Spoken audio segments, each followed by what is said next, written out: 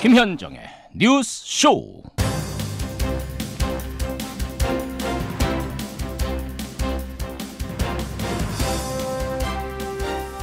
이제 약 1시간 뒤면 전두환 씨를 태운 차가 광주를 향해 출발합니다.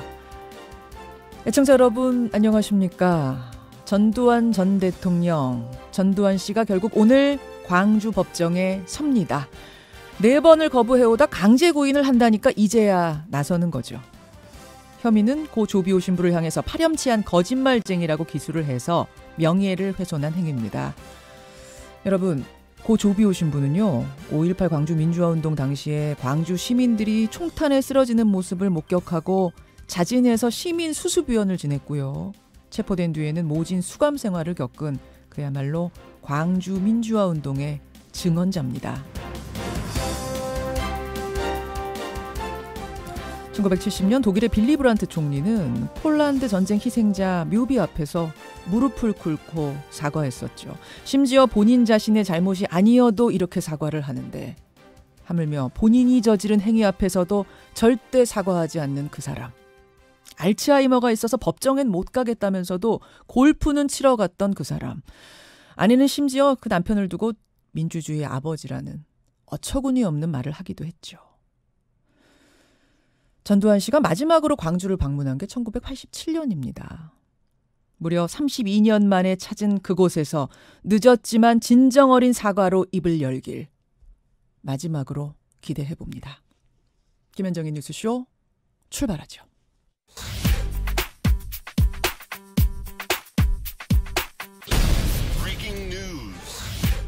김현정의 뉴스쇼가 주목한 오늘의 포인트, 오늘도 김정훈 기자 나와 있습니다. 어서 오세요, 김 기자. 네. 예, 첫 포인트. 광주로 가야죠. 네, 예. 아직 출발 안 한 거예요? 그렇습니다.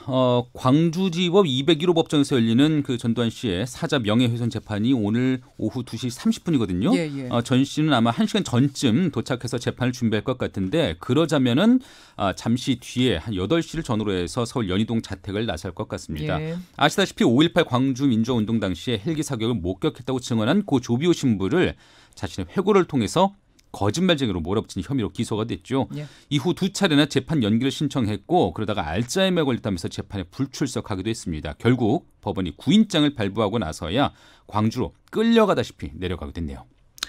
광주에 피눈물을 흘리게 한 장본인을 네, 다시 광주에 세우는 일이 참 어렵네요. 그렇습니다. 5.18 이후 몇 차례 광주를 찾긴 했지만 대통령에서 물러나고 나서는 광주를 찾는 게 이번이 처음이라고 해요. 예. 이 때문에 전두환의 입이 더욱 주목되는데, 일단 조비오 신부의 명예를 훼손한 점에 대한 입장을 들어야겠고요. 예, 예. 지난해 지난해 말까지도 골프를 쳤다는데 실제 건강 상태가 어떤지도 눈으로 확인을 해봐야 되겠습니다. 예. 하지만 무엇보다 한 번도 하지 않았던 광주에 대한 사과가 이번에는 나올지 그렇죠. 예, 지켜봐야 되겠고요. 네. 어쩌면 마지막 기회일 수도 있거든요. 예. 역사와 국민 앞에 더 이상 못 볼 거로 보이지 않았으면 합니다. 반드시 오늘 말을 해야 됩니다. 네. 오늘 출석만 하면 되는 게 아니라 입장을 얘기해야 되거든요. 네. 그렇기 때문에 입을 엽니다. 거기에서 무슨 얘기를 할지, 그렇죠. 거기가 가장 중요한 관전 포인트입니다. 맞습니다. 예. 전두환 씨가 이제 집을 나서게 될 8시 전후에서 저희가 그 현장도 연결해보고 광주도 연결해보고 그렇게 하도록 하지요. 일단 다음 포인트 갑니다. 네, 군대 대신 경찰서 앞으로 승리입니다. 승리. 클럽 버닝썬 의혹 이후에 이제 그곳 사내이사 맡았던 빅뱅 멤버죠. 예. 승리를 상대로도 여러 가지 의혹이 불거졌었는데, 예, 그중 하나가 이제 해외 투자자를 상대로 성접대를 했다는 의혹이 있었거든요. 카톡이 나왔어요. 예, 그 혐의가 짙어지는 모습입니다. 경찰이 성매매 알선 혐의로 승리를 입건을 했어요. 그동안은 내사 단계였는데 이제는 피의자 신분으로 조사를 받게 된 겁니다. 예. 앞서 승리의 성접대 의혹이 담겼다는 카카오톡 대화 내용이 언론에 공개됐고, 예. 승리 측은 조작이다 이렇게 주장을 했지만 실제 이루어진 대화일 가능성에 경찰이 무게를 실었다는 것이죠. 승리는 오는 25일 입대를 앞두고 있었는데요. 군대에 앞서서 경찰서를 더 먼저 드나들어야 할 처지가 됐고요. 예. 만약에 구속까지 된다면 입영 자체가 연기되고, 그렇지 않다면 사건은 군 헌병대가 이어서 받아가게 된다고 하네요. 이낙연 총리가 명운을 걸고 수사하라 그랬잖아요. 경찰로, 버닝썬 경찰에서요. 수사에 관련해서. 그렇기 때문에 더 경찰이 박차를 가하는 느낌이에요. 수사에. 그렇죠. 네. 과연 어디까지 갈 건가? 이것도 여러분 포인트입니다. 김정훈 기자 하나만 더 보죠. 네, 영어 단어 하나 익혀보실까요? unblinkly입니다. 좀 어렵더라고요. 네. unblinkingly. unblinkingly. 예. 이게 눈 한 번 깜빡이지 않고 이런 뜻인데요. 대표적인 대북 강경파 존 볼턴 백악관 국가안보보좌관이 북한의 동창리 미사일 발사장 복구 동향과 관련해 쓴 표현입니다. 예. 북한이 뭘 하는지 눈 한 번 깜빡이지 않고 정확히 보고 있다. 어떤 오해도 없다고 밝혔어요. 이게 섣불리 허튼 짓 하지 말라는 일종의 경고 메시지죠. 요 존 볼턴 인터뷰가 현지 시각 10일 이렇게 나오던데 그러면 우리 시각으로 밤사이에 나온 거라고 보면 되는 거예요? 그렇죠. 예, 그렇습니다. 예. 다만 협상 무산 가능성에 대해서는 예. 추측하지 않겠다고 말하면서 트럼프 대통령은 김정은을 다시 만날 준비가 돼 있다고 말했다. 얼마의 시간이 지나야 할지 모르지만 트럼프 대통령은 재차 관여할 준비가 돼 있다고 덧붙였습니다. 동창리 미사일 발사장이 굉장히 분주하게 움직이고 지금 재건을 하고 있는 거는 사실상 사실 같아요. 네, 그렇죠. 다만 여기서 이제 미사일을 실험을 또 할 건지 안 할 건지 여기가 핵심인데 심상치가 않아서요. 오늘 2부에 요 이야기도 잠깐 짚고 가겠습니다. 김정은 기자 수고하셨습니다. 감사합니다. 선거제 개편안을 두고 여야 사당과 한국당의 신경전이 고조되고 있습니다. 의원 정수를 10% 감축하자는 것이 저희의 안입니다. 여야 사당의 선거제 개혁 논의를 방해하기 위한 회방안일 뿐입니다. 오늘 참 굵직한 뉴스가 많습니다. 일단 광주로 떠나는 전두환 씨 집 앞은 그 시각이죠. 그 8시 즈음에서 한번 연결을 해보도록 하고 일단 정가의 중요한 뉴스 하나 짚고 가겠습니다. 오늘이 3월 11일, 어제가 3월 10일. 어제는요. 선거제 개혁안의 제출 시한이었습니다. 4개의 당은 일찌감치 안을 내놓고 기다리고 있었는데 자유한국당은 그동안 아무 안도 내놓지 않았죠. 그래서 3월 10일까지는 내라. 그렇지 않으면 한국당 빼고 4개의 당의 안을 가지고 패스트트랙에 태우겠다 했었습니다. 그런데 어제 오후에 한국당이 안을 내놨습니다. 근데 놀랍게도 안은 이렇습니다. 지역구 의석을 늘리되 비례대표제는 아예 폐지를 해서 전체 270석으로 축소하겠다. 예. 그러니까 연동형 비례대표제는 고사하고 아예 현행의 비례대표제도 폐지하자는 안을 낸 겁니다. 이제 공은 정개특위로 넘어갔습니다. 국회 정개특위 위원장이죠. 심상정 의원 만나보겠습니다. 심상정 위원장님 안녕하세요. 네, 안녕하세요. 지금 정개특위 모임이 시작이 됐습니까? 정개특위 모임은 아니고요. 예. 야 3당의 대표 원내대표들의 모임을 하고 있습니다. 야 3당. 그러면은 한국당은 빼고요? 뺀 게 아니라 그분들이 빠지신 거죠. 빠지고 지금 세 당이 모여서 의논 중. 아마 오늘 모이신 이렇게 아침 일찍 모이신 이유는 어제 한국당이 내놓은 안 때문에 그럴 것 같은데 상당히 의외였어요.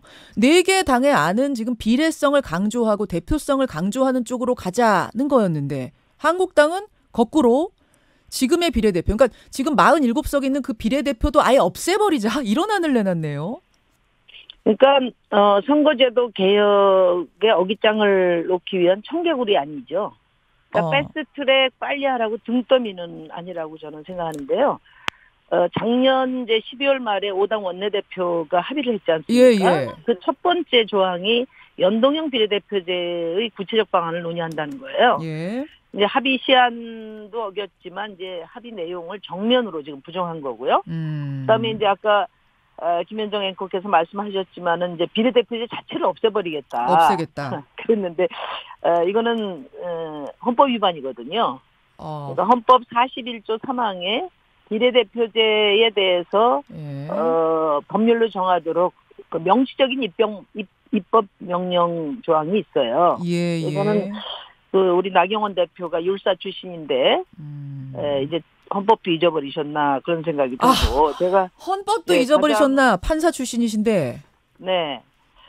제가 가장 좀 안타깝게 생각하는 것은 지금 국회 불신임 정도 수준까지 가고 있지 않습니까? 국회가 이렇게 국민들로부터 불신받는 1등 공신이 자유한국당이라는 건 누구도 부정할 수 없을 거예요. 일말의 양심이 있다면은 이제 기득권 내려놓고 개혁에 동참을 해야 되는데 오히려 국회 불신을 방패막이 삼아서 기득권을 유지하려고 하고 또 여론에 편승해서 반사이익을 얻으려고 하는 이런 얄팍한 이런 정치는 더 이상 용인돼서는 안 된다. 그런 생각입니다. 그런데 한국당의 주장은 이렇습니다. 그러니까 대통령제 하에서 연동형 비례대표제를 채택한 국가는 없다. 의원 내각제를 채택한 국가 중에서도 영국, 캐나다, 호주는 비례대표가 없는 제도를 택하고 있다. 연동형 비례대표제라는 거는 나치즘 일당 독재를 겪은 독일이 권력 분산을 위해서 의원 내각제를 선택하면서 도입한 어떤 독특한 역사적 산물인데 왜 우리가 세계 최초로 대통령제에다가 연동형 비례대표제를 갖다 붙이는 이런 실험을 해야 되냐? 이게 어제 정유섭 의원의 주장이더라고요. 그 주장을 반박할 만한 충분한 사례가 있지만 제가 이 자리에서 말씀은 안 드리겠고요. 대한민국 정치도 지금 제대로 감당 안 되면서 뭐 다른 나라 사례 끌어들일 건 아니라고 봅니다. 중요한 것은 예. 우리 선거제도의 부족한 점이 무엇이고 그것을 메꿀 수 있는 가장 효과적인 방법이 뭐냐? 예. 정개특위 작년 7월 국회에서 만들 때요. 예. 여야 자유한국당 원내대표까지 포함해서 우리 이 선거제도의 비례성과 대표성을 보완해야 된다는 것은 한 목소리로 합의를 해서 정개특위가 만들어진 거예요. 그리고 그래서 제가 또 정개특위 위원장까지 했지 않습니까? 예. 그러니까 비례성과 대표성을 가장 잘 보완할 수 있는 제도가 연동형 비례대표제였기 때문에 합의사항 1항으로 들어간 것이에요. 그때는 한국당도 동의하지 않았느냐 지금 그 말씀이신 거예요. 다만 이제 이 연동형 비례대표제는 다당제 효과를 낼 수 있기 때문에 권력 구조의 변화도 모색해야 된다는 것을 수용해서 선거제도 개혁이 합의되면 동시에 개헌 논의에 들어가기로 이렇게 합의에 돼 있습니다.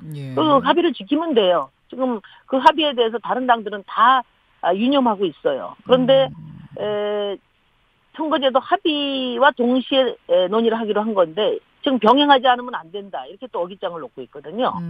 그러니까 한마디로 말하면 선거제도 개혁 하기 싫다. 못하겠다. 이런 선언이라고 저는 봅니다. 그러니까 일종의 패스트트랙 방해 전략이라고 지금 분석하시는 거예요? 보고 계시는 거예요? 방해한다고 방해가 안 되죠. 왜냐하면 패스트트랙은 법에 명시되어 있는 합법적인 수단이기 때문에 법을 무력화하려고 하는 자유한국당의 의도가 관철되도록 방치할 수 없지 않습니까? 그럼 제가 두 가지 다시 한번 여쭙겠습니다. 일단 자유한국당의 안은 수용 불가능하다. 수용이 아니라 선거제도 개혁 하지 말자는 안을 수용 택도 없는 소리다. 그러면 논의 자체도 안 하시는 거. 왜냐하면은 10일까지 안을 내놔라 했는데 지금 뭘 내놓든 간에 하여튼 내놨거든요. 그럼 뭔가 테이블에 올려서 논의 안 하면 또 안 했다고 뭐라고 할 수가 있는데 한국당에서 항의 표시를 할 수가 있는데 올리지도 않으시는 겁니까? 어떻게 되는 겁니까? 그건 아마 지금까지 정개특위 논의 과정을 아는 분들은 그게 명분이 될 수 없다고 다들 생각하실 거예요. 왜냐하면 작년 7월에 정개특위가 의결되고 나서 명단을 제출하지 않아서 정개특위가 출범하는데 3개월 걸렸어요. 자유한국당이 명단을 안 내서. 출범만. 그래가지고 그러고 나서 이제 5개월 동안 논의를 했는데 자유한국당 안을 그동안에 한 번도 낸 적이 없어요. 1월 말까지 합의 처리하기로 한 걸 어겼는데 유감 표명 한마디 없어요. 그리고 어떠한 계획도 없어요. 이제 대표 선출되면 논의한다 했는데 전당대회 과정에서 어떤 대표 후보도 선거제도에 선자도 이야기한 사람이 없어요. 그러다가 이제 지금 패스트트랙이라고 하는 마지막 합법적 수단을 강구하려고 하니까 이제 어깃장 놓는 그런 안을 낸 거거든요. 그건 아니라고 볼 수 없죠. 아니라고 볼 수도 없다. 그러면 한국당 상관없이 이 안 무시하고 패스트트랙 이번 주에 가는 겁니까? 올리는 겁니까? 늦어도 다음 주 초까지는, 이번 주 말이나 다음 주 초까지는, 패스트트랙 절차를 밟아야 될 것 같습니다. 패스트트랙이라는 것을 굉장히 안 좋은 것으로 생각하는 분들이 계신데, 국회 선진화법에 국회 3분의 2가 동의하는데 특정 정치 세력의 퇴방으로 입법, 과제가 실종되는 것을 막기 위한, 합법적인 그런 절차로 있는 거고 딱 지금 선거제도 개혁의 케이스에 적용하라고 만든 제도라고 생각합니다.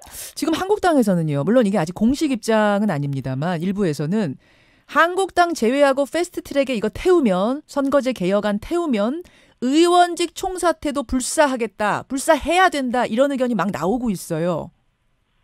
네. 그 뭐 밀린 숙제하라고 하니까 자퇴서 내겠다는 건데요.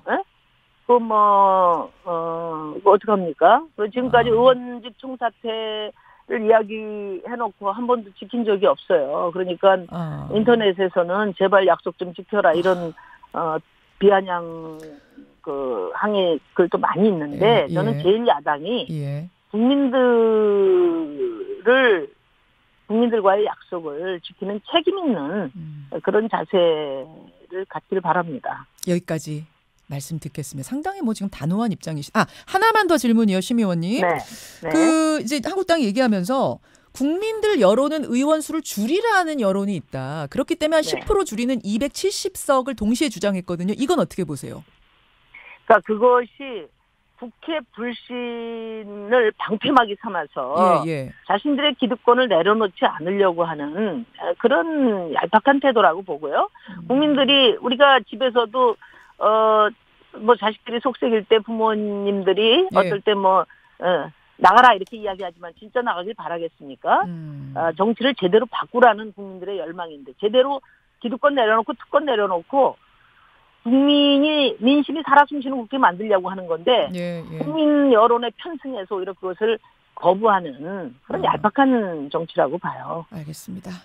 이번 주 내 늦어도 다음 주 초까지는 한국당 의견 상관없이 패스트트랙에 태우겠다라는 단호한 입장을 밝히셨어요. 상관없이가 아닙니다. 패스트트랙하고도 협상을 하려면 선거제도 개혁에 뜻이 있다면 얼마든지 제안을 하십시오. 열려있죠. 협상의 문은 열려 있습니다. 330일간을 마지막으로 유실되지 않도록 장치를 해놓는 거거든요. 알겠습니다. 심 위원장님 최근에 제가 인터뷰 여러 번 했는데 오늘 가장 격앙된 목소리세요. 속이 상합니다. 얼마나 인내심을 가지고 지금 선거제도 개혁에 전향적인 자세를 갖기를 기다려 왔는데 결국은 뺨 맞은 그런 느낌이에요. 국민들을 기망한 거지 뭡니까 이게. 좀 물수건이라도 얹어드리고 싶네요. 알겠습니다. 여기까지 말씀 듣죠. 고맙습니다. 네, 감사합니다. 정개특위 심상정 위원장이었습니다.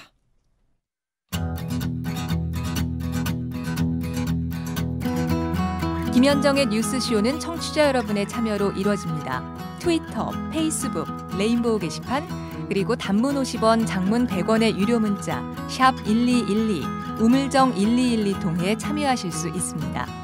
김현정의 뉴스쇼, 여러분과 함께 만듭니다. 김준일의 행가 뉴스톱에 김준일 기자 나오셨습니다. 어서 오십시오. 안녕하세요. 오늘 뉴스 굵직굵직한 게 많아요. 그러게요. 이거 다 소화할 수 있나요? 오늘 저희가 어떻게든지 다 좀 소화해 보려고 하는데 일단 8시에는 전두환 씨 집 앞하고 광주하고 저희 연결할 거거든요. 듣고 가세요. 알겠습니다. 오늘 행간에서 뭐 가지고 오셨습니까? 어제였죠. 3월 10일에 박근혜 전 대통령 탄핵 심판 2주년이었습니다. 그래서 서울 도심에서 이제 탄핵 무효와 박 대통령 석방을 요구하는 태극기 집회가 열렸는데요. 친박계 인사들이 총출동했습니다. 전원진 대한애국당 대표 조원진. 죄송합니다. 그래서 이제 댓글 공작으로 박 대통령의 권력을 찬탈했다. 이런 주장을 하는 검증되지 않은 주장들을 쏟아냈습니다. 그렇더라고요. 조원진, 윤창중, 홍문종 의원 이런 분들 얼굴 다 보이던데 그렇죠. 총출동한 어제 상당히 큰 규모의 집회가 열렸습니다. 오늘 행간은 그러면 탄핵 2주년? 탄핵 2주년 이 뉴스의 행간을 살펴보겠습니다. 첫 번째 행간은요? 간보기 정치는 계속된다. 간보기 정치? 그러니까 한마디로 얘기하면은 뭔가 친박인 듯 아닌 듯 정당의 성격을 자유한국당이 계속 애매하게 하고 있거든요. 어저께 탄핵 2주년을 맞아서 모든 정당이 다 논평을 냈는데 자유한국당은 논평을 오전에 내지 않았습니다. 그래서 정의당은 도로 친박당 간판을 걸어라. 그리고 더불어민주당은 촛불혁명의 주역인 국민을 존중하지 않고 있다라고 비판을 했는데 그러니까 오후에 돼서야 이런 논평을 냈어요. 한국당은 이날의 아픔과 상처 그리고 교훈을 절대로 잊지 않을 것. 냈는데 좀 애매하죠. 이 아픔과 상처가 도대체 누가 느끼고 교훈이 누구 것인지 자유한국당인지 이 아픔이 박근혜의 아픔인지 국민의 아픔인지 좀 애매합니다. 아픔과 상처 그리고 교훈을 절대로 잊지 않을 것이다. 뒤에는 뭐라 그랬어요? 그 다음에는 문재인 정부를 강하게 비판했는데요. 문재인 정부가 틈만 나면 2년 전 촛불과 광장의 민심을 들먹이며 자신들의 정책 실패, 독선 정치를 숨기고 있다라면 이제 강하게 비판을 했습니다. 탄핵 2년을 얘기하는데 이제 아픔과 상처, 교훈을 잊지 않을 것이다. 뒤에는 정부 비판. 예. 조금 그러다 보니까 이제 애매하다는 얘기가 나오는 거군요. 그렇죠. 그러니까 오전에는 또 발표 안 하고 넘어가려고 하다가 또 오후에는 또 내기도 하고. 예. 그래서 간보기 정치라고 하신 거예요? 예. 그리고 뭐 황교안 대표 같은 경우에도 탄핵이 타당한 것이냐라고 전당대회 때 얘기를 했다가 또 탄핵에 대해서는 부정하는 것은 아니다라고 얘기를 한다든지. 이를테면은 박근혜 석방론도 처음에는 이건 꺼낼 단계가 아니다라고 얘기했다가 최근엔 또 박근혜 석방론을 다시 얘기한다든지 이렇게 여론에 따라서 애매하게 줄을 타고 있다라고 지금 보시면 되고 이 사안 자체가 되게 애매한 상황입니다. 그러니까 탄핵을 완벽하게 부정해버리면은 탄핵 지금 부정 세력이 되는 거고. 근데 또 친박 세력은 또 달래야 되고. 지지층, 태극기 집회 지지층은 또 달래야 하고. 그렇죠. 그러다 보니까 애매한 줄택이 간보기가 계속된다. 간보기가 계속되고 있습니다. 두 번째 행간은요? 두 번째 행간은 전이박의 자유한국당입니다. 전이박? 뭐 사람 이름이에요? 뭐예요? 전이박? 전이박은 전두환, 이명박, 박근혜의 자유한국당. 전두환, 이명박, 박근혜 세 전 대통령이 이끄는 자유한국당? 예. 이게 본의 아니게 그렇게 돼버렸어요. 사실은. 지난 주말에 보시면 알겠지만은 전두환 전 대통령 이제 광주에 내려가는 재판받는 문제가 있었고 이명박 전 대통령 같은 경우에는 이제 보석허가 나와서 보석 받은 다음에 사저에 머무르면서 기자들이 진을 치고 있었거든요. 계속 이슈가 됐죠. 주말 그렇죠. 사이에. 주말 사이에. 그리고 뭐 박근혜 대통령도 지금 이렇게 문제가 되고 그래서 이게 오듯지 않게 본인들 근데 자초한 측면이 있어요. 이를테면 5.18 망언들 의원들이 하고 징계 안 한다든지. 그렇죠. 그리고 이명박 대통령에 대해서도 뭐 보석을 환영한다. 유일하게 한다든지. 그래서 이런 부분들은 아무래도 좀 자초한 측면이 있다라고 보여집니다. 전이박이 이끄는 자유한국당. 근데 지금 지지율은 오르고 있거든요. 오늘 저 2부에 이택수 대표가 따끈따끈한 여론조사 가지고 오실 텐데 이따 들어보시면 알겠지만 올랐어요. 그렇죠. 네, 올랐어요. 이건 어떻게 봐야 됩니까, 그럼? 지금 미세먼지가 워낙 민심이 안 좋습니다. 지금 정부가 뭘 하고 있느냐라는 미세먼지에 대한 어떤 성토, 대책에 대한 성토가 있고 또 하나는 최근에 소득 양극화 문제가 굉장히 심각해졌어요. 그래서 그것 때문에 좀 여론이 안 좋아지지 지지율이 안 좋아지지 않았나 그렇게 보여집니다. 요거는요. 2부에서 이택수 대표의 분석 한번, 수치 한번 확인을 하시죠. 세 번째 행간? 세 번째 행간은 물러난 사람, 나서는 사람. 물러난 사람, 나서는 사람? 무슨 얘기죠? 그 당시에 이정미 헌법재판소장이 머리에 헤어롤 한 거 기억하시죠? 너무 집중하고 고민해가지고 헤어롤 단 것도 모르고 그렇죠. 나왔던 기억나죠? 그 헌법재판관들 9명이 사실상 다 퇴임을 하셨고요. 다 물러났어요. 2명만 아직 현직에 있는데 다음 달에 물러납니다. 그런데 박근혜 대통령 변호인단은 앞에 다 나서고 있어요 지금. 이를테면은 뭐 그 유일하게 박근혜 접견을 하고 있는 유영하 변호사 같은 경우는 이제 방송에 계속 나오고 있고요. 그리고 최명성 변호사는 탄핵 인사이드 아웃이라는 책을 냈고요. 책을 냈어요. 그래서 탄핵 기획론을 지금 주장하고 음모론을 주장하고 있고. 탄핵이 기획됐다? 그 음모론을 주장하고 있습니다. 그 서석구 변호사는 박근혜 대통령 무죄 석방 운동본부 공동대표를 맞아서 어저께 집회를 주도했습니다. 탄핵을 했던 사람들은 지금 한 발짝 물러서 있는데 탄핵 당한 쪽에 있었던 사람들은 전면 배치되는 느낌? 그렇죠. 이게 지금 한국 정치가 어디로 가고 있는지 이런 상황을 좀 보여주는 역설적인 모습이 아닌가 그렇게 보여집니다. 거꾸로 가는 느낌인데요. 뭔가? 그러게 말입니다. 여기까지 2년 오늘의 행간 고맙습니다. 감사합니다. 뉴스톱 김준일 기자였습니다. 엄마, 이가탄. 친구야. 아버님, 이가탄. 많은 분들이 이가탄을 복용하고 계십니다. 잇몸병엔 이가탄. 먹어보면 확실히 달라집니다. 이가탄. 아시죠? 이가탄. 대한민국 산업용 콘덴싱 보일러에서 이제 미세먼지까지 생각하는 대열 보일러. 미세먼지 원인인 질소산화물 배출을 줄인 특허 기술로 고객에게는 비용 절감을, 기업에게는 경쟁력 강화를, 후손에게는 깨끗한 환경을 대열 보일러가 약속합니다. 산업용 콘덴싱 보일러, 대열 보일러. 외상거래의 안전벨트, SGI 서울보증 매출채권 신용보험, 판매기업의 외상거래 위험을 보장하는 상품으로 받지 못한 대금을 보상합니다. 기업이 가장 어려울 때 힘이 되는 버팀목, 외상거래의 안전벨트, SGI 서울보증 매출채권 신용보험. 가입 시 유의사항을 확인하세요. 골프 부킹 필요할 땐 몰팡, 골프 조인 필요할 땐 몰팡, 골프 패키지도 해외 골프도 골팡에 반하면 몰팡 할인 팡팡. 골프 부킹 조인 좋아, 골팡에 반하면 돼 골팡. 안녕하세요. 치유자 정혜신입니다. 지금 마음이 어떠세요? 사랑하는 이에게 그리고 나에게 찬찬히 물어봐 주세요. 마음의 허기를 달래는 집밥 같은 심리학. 당신이 옳다. 도서출판 해냄. 작업복이라고 불렀습니다. 유니폼이라고도 불렀습니다. 지벤의 생각은 다릅니다. 일할 때 입는 모든 옷에 더 큰 가치를 담아 컴퍼니웨어라고 부르자. 당신이 일하는 모든 곳에 컴퍼니웨어 지벤. 대한민국 컴퍼니웨어 지벤. 지금 광주에서 문자가 많이 올라오고 있는 최경란님, 광주입니다. 월요일 아침부터 착잡합니다. 2527님, 뻔뻔하기 그지없는 전두환 씨. 기대는 먼지만큼도 안 되지만 부디 용서 구하고 마지막이 되기를 간절히 소망한다. 이러셨어요. 자, 2부 광주 그리고 전두환 씨 집 앞으로 가보겠습니다. CBS 김현정 시사 임미현의 아침 뉴스. CBS 뉴스 홍영선입니다. CBS 뉴스 CBS가 만드는 색깔 있는 뉴스 노컷 뉴스에 가시면 더욱 쉽게 만날 수 있습니다. 지금 노컷 뉴스 앱을 스마트폰에 다운로드해 보세요.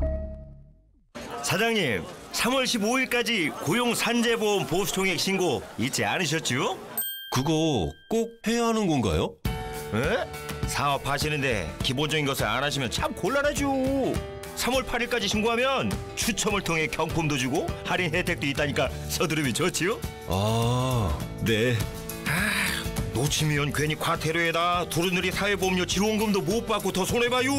신고는 고용산재보험 토탈 서비스. 자세한 문의는 1588-0075 메모하셨죠? 3월 15일 내가 확인할 거예요. 이 캠페인은 고용노동부와 근로복지공단이 함께합니다. 죽는 날까지 하늘을 우러러 한 점 부끄럼이 없기를. 일제강점이라는 시대의 아픔과 광복의 염원을 노래했던 동포시인 윤동주. 자신에게 주어진 길을 걸어가면서 고향에 대한 향수와 민족에 대한 사랑, 독립에 대한 열망을 온몸으로 표현했던 독립운동가 윤동주. 그의 삶은 짧았으나 그가 남긴 정신과 시는 영원히 우리와 함께할 것입니다. 이 캠페인은 5,200만 내국인과 740만 재외동포를 잇는 재외동포재단이 함께합니다. CBS 뮤직 아카데미에서는 수준 높은 지도 교수의 차별화된 티칭을 제공합니다. 실용 보컬과 뮤지컬, 크로스오버 등 보컬 트레이닝, CCM 성악교실, 피아노 전문가 과정이 운영됩니다. 문의 02-2650-7031에서 4번. 학교를 마친 아이들의 걸음이 가장 먼저 닿는 곳. 미래의 지역, 아이들이 자라는 또 하나의 우리 집. 이곳에서 아이들은 함께하는 행복을 배웁니다. 아이들이 행복한 사회가 희망이 있는 세상입니다. 전국 지역 아동센터 협의회. 이 캠페인은 방송사와 코바코가 함께합니다. 마음과 마음 이어가요. 아름다운 세상 CBS. 표준 FM 98.1MHz, AM 837kHz, CBS 라디오입니다. HLKY. 시간 가는 줄 몰랐네. 시네마틱 디스플레이 때문에. 배터리 공유하니까 밖에 있는 시간에도 걱정 노노. 삼성 갤럭시 S10이 8시를 알려드립니다.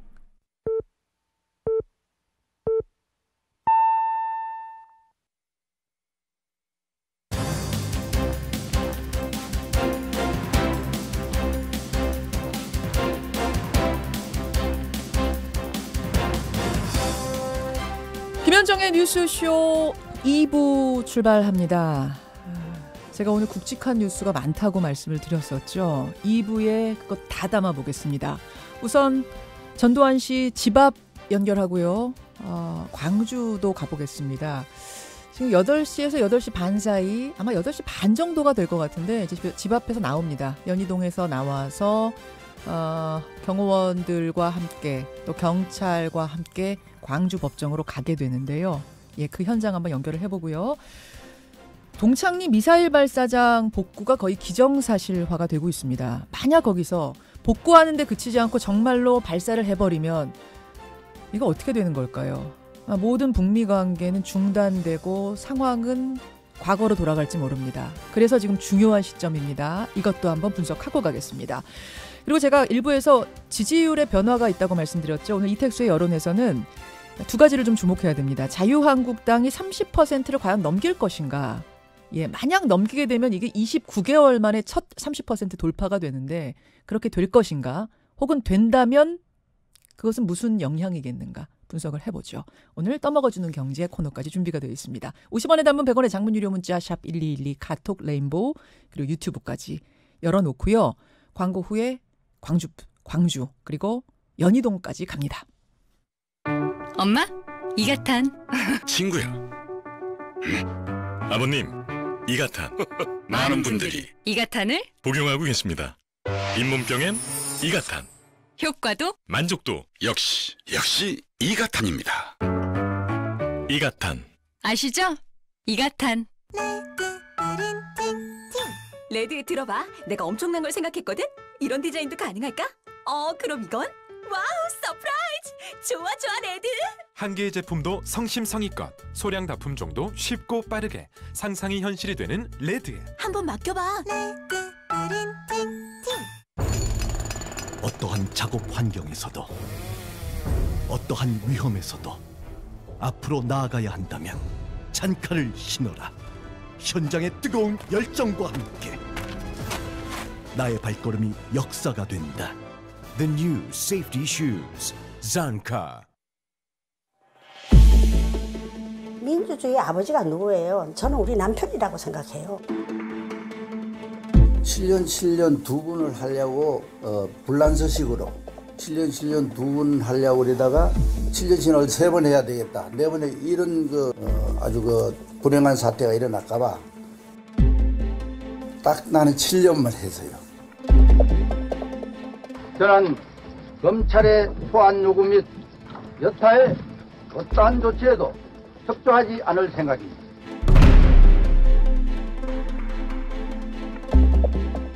교도 생활이라는 게 여러분들은 교도소 가지 마시오. 그러고만 내가 얘기하고 싶습니다. 건강하십니다. 먹고 맨날 오니까 건강하다.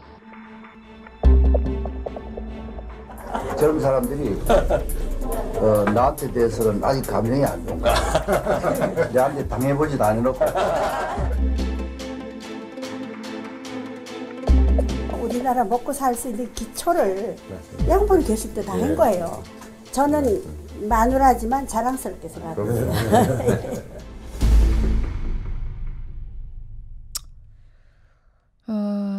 전두환 씨, 이순자 씨의 그동안의 어록이라고 해야 되나 말들을 좀 정리해봤습니다.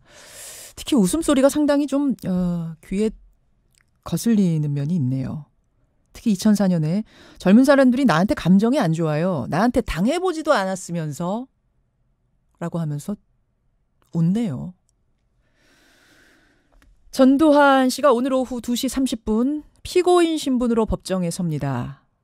2017년 4월에 펴낸 회고록에서 5.18 민주화 운동의 당사자 고 조비오 신부를 향해서 성직자라는 말이 무색한 파렴치한 거짓말쟁이다 이렇게 비난을 한 혐의로 지금 명예훼손 혐의로 기소가 된 겁니다. 그동안에는 알츠하이머에 걸렸다라면서 재판에 불출석을 하고 또 지난 1월 재판에서는 독감에 걸렸다 해서 불출석을 했죠. 그러다가 재판부가 이제 구인장 발부하겠다 하니까 그럼 가겠다 해서 오늘 가는 겁니다. 예. 잠시 후 한 8시 반경에 연희동 자택을 나설 것으로 보이는데요. 자, 연희동 집 앞에 가 있는 CBS 오수정 기자 연결을 해보죠. 오수정 기자. 네, 안녕하십니까. 예, 지금 이제 8시 5분 넘어서고 있는데 현장 분위기 어떻습니까? 네, 지금 지지자들 집회로 자택 앞이 시끄러워서 저는 약간 떨어진 곳에 와 있습니다. 예, 예. 방송을 통해서도 소리가 조금 들리십니까? 들리네요. 예. 네, 지금 전 씨의 집 주변은 보수단체 회원이 조금 전부터 모여들면서 재판 반대를 외치고 있고요. 또 취재진과 경찰도 섞여서 굉장히 어수선한 모습입니다. 예, 지금 누가 나올 기미는 아직 안 보여요? 네, 아직까지 자택을 나오는 사람들은 보이지 않고 있습니다. 새벽부터 전두환 씨 자택에는 커튼이 쳐져서 불빛도 새어나오지 않고 있는데요. 예, 예. 다만 자택 안은 출두 준비로 분주한 것으로 보입니다. 새벽 6시쯤에는 예. 네, 전 씨의 참모가 자택 안으로 들어가는 모습이 발견되기도 했습니다. 지금 이제 소리가 오수정 기자가 좀 떨어져 있기 때문에 간간히 들리는데 집 앞에 지지자들 한 몇 명이나 모여 있습니까, 오 기자? 네, 원래 집회 신고가 된 인원은 300여 명 정도로 신고가 돼 있는데요. 지금 그렇게까지는 보이지 않고 약 100여 명 정도가 100여 태극기를 들고 전두환 씨의 전두환 씨를 강제 가지 말자고 지금 주장을 하고 있습니다. 데려가지 말라고? 네, 가지 말라고 광주. 그럼 한 100여 명 정도가 이제 지지자가 모여 있고 반대하는 사람들은 없어요? 전두환 씨에 대해 항의하고 뭐 이런 분들은 안 보입니까? 네, 반대 집회는 계획돼 있지 않고 있는데요. 그래서 아직까지 충돌 상황도 일어나진 않고 있습니다. 그렇군요. 평소에 경호 인력이 한 5명 정도 붙어 있는 걸로 제가 알고 있는데 지금은 어떤 경호 인력은 어떤가요? 네, 평소에 전두환 씨 경호에는 의경 60명 정도가 배치되는데요. 오늘 아침부터는 보수단체 집회가 예정돼 있는 만큼 별도로 2배 정도의 경호 인력이 더 배치된 모습입니다. 예. 또 오늘 전 씨의 재판길에는 서대문 경찰서 소속 형사 11명이 전 씨의 차를 따라갈 계획입니다. 또 경찰 경호대도 전 씨를 따라서 광주로 향합니다. 그러니까 5명은 밀착 경호를 하는 사람이 5명인 거고 집 주변을 지키는 사람 한 60여 명 되는데 그게 2배로 늘어나는 거군요. 광주까지 동행하는 인력은 11명 정도가 되고요. 네, 그렇습니다. 예. 지금 점점 소리가 좀 시끄러워지고 있네. 몸싸움이 있는 겁니까? 이게 무슨 소리예요? 네, 지금 구호를 외치고 있는데요. 5.18 유공자의 명단을 공개하라거나 또 광주에 내려가지 말라고 구호를 계속 외치고 있습니다. 이게 구호 외치는 소리군요.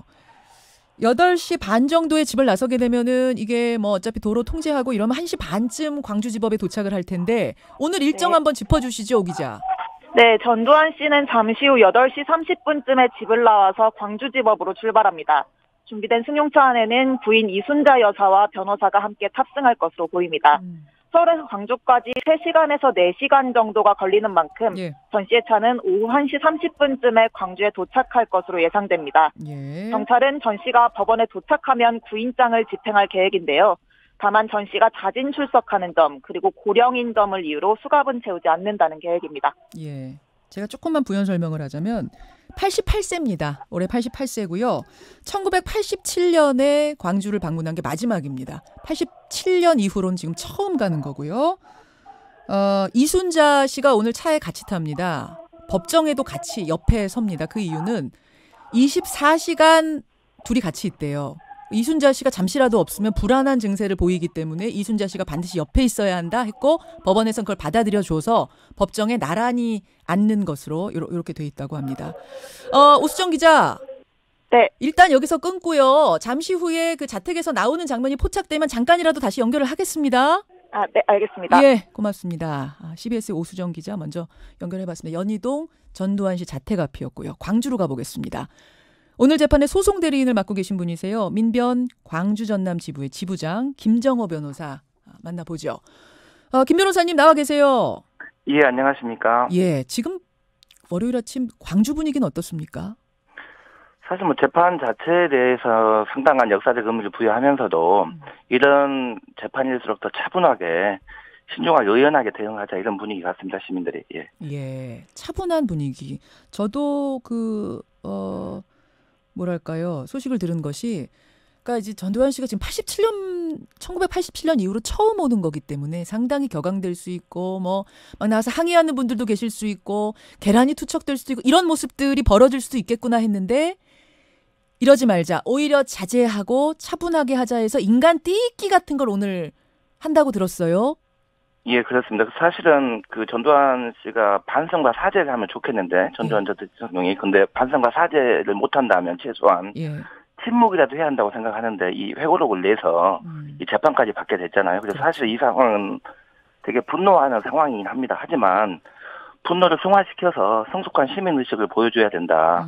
그래서 사법제도에 의해서 판결받게 하는 것이 맞겠다. 그런 시민들의 그런 마음들이 담겨있는 자세라고 보여집니다. 예, 그렇습니다. 예. 기소가 된 게 지난 5월 3일입니다. 작년 5월 3일. 그러니까 이제 1년이 거의 다 돼가는 건데 김 변호사님 일단 그동안의 상황 한번 쭉 정리해 주시죠. 2007년 4월에 이제 전두환 회고록이 출판됐고요. 예. 그로부터 1년 있다가, 1개월 있다가 바로 이제 고소를 했습니다. 그리고 1년 있다가 작년 5월 3일 날 기소가 됐고요. 근데 올해 1월 7일 재판까지, 한 번도 출석하지 않으셨죠. 그렇죠. 그래서 뭐 각종 이유 재판 준비를 하겠다, 이송 신청을 하거나, 또 알츠하이머 치매에 걸렸다, 또 관할 이전 신청을 하거나, 또 독감에 걸렸다.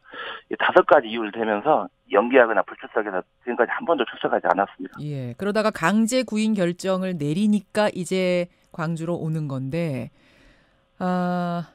오늘 재판의 핵심 쟁점은 뭔가요? 사실은 이제 2가지라고 보여지는데요.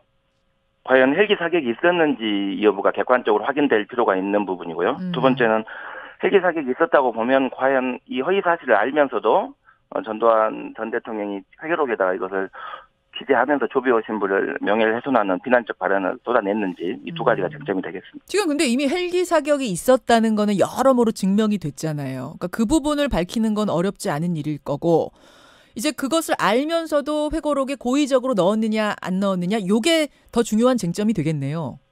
예, 그래서 사실은 뭐 재판에서 신중하게 저희가 주장하고 입증할 문제이기도 하지만 뭐 한 가지만 말씀드리면 뭐 다른 얘기를 떠나서라도 전두환 회고록의 출판 시기가 2017년 4월입니다. 예. 근데 국립과학수사연구원 국과수에서 전일빌딩에 대한 헬기 사격 타는 감정 결과 발표 시기는 그로부터 3개월 전인 2017년 1월 12일이거든요. 그렇죠. 그 발표된 이후에 전국에서 대서특필된 언론에 연임 보도가 있었고 큰 이슈가 됐었습니다.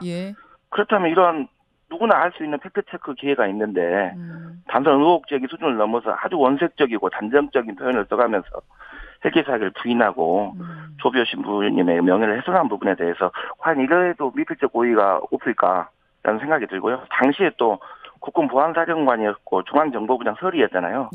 더더군다나 7년 동안 대통령으로까지 재임하신 분인데 이런 정보들에서 과연 자기가 몰랐다고 할 수 있는지 저희는 의문이라는 것이죠. 그 당시 저도 뉴스를 계속 보도했던 기억이 나거든요. 인터뷰하고 보도하고. 근데 이걸 정말 한 번도 검색조차 하지 않고 회고록을 냈겠느냐? 정말 이 사실을 모르고 냈겠느냐? 이 부분이 회의적이다. 이 부분이 아닐 거란 말씀을 하시는 거예요. 그렇죠. 의도적이라는 것이죠. 의도적이라는 거. 고의성 여부. 알면서도 거짓말쟁이라고 한 거 아니냐? 이 한 가지만 더 말씀드리겠습니다. 이 부분이 중요하기 때문에. 그럼 왜 이 부분에 이렇게 5.18 민주화운동을 평가하지 않으시려고 하고 왜곡하려고 하시는 분들은 왜 이 부분에 집착하는 데는 2가지입니다. 헬기 부분 말씀하시는 거예요? 헬기 사격이 있었느냐 없었느냐? 헬기 사격을 왜 집착하냐면 한 가지는 지금까지 자위권 주장을 계속 하시거든요. 시민군이 먼저 무장하고 있기 때문에 자위권으로 부득이하게 발동했다고 하는데 그러기 위해서는 무기 피탈 시간을 조작했던 것이 다 법원의 판결로 확정이 됐습니다. 2번째 헬기 사격인데 이 헬기 사격이 인정이 되면 지금까지 개헌군이 민간인에게 다 일반적인 폭력과는 질적으로 완전히 달리합니다. 이건 전쟁 시에 적군에게 한 적대행위, 전투행위에 준하기 때문에 자위권 발동의 모든 논리가 다 무너질 수 있어서 이 부분을 이렇게 집착하는 게 아닌가 싶습니다. 그래서 그런 거군요. 근데 제가 이 부분을 가지고 민정기 비서관, 그러니까 전두환 씨의 입으로 통하는 민정기 비서관하고 인터뷰를 했는데 그때 그 민정기 비서관이 이러더군요. 표현의 자유 아니냐.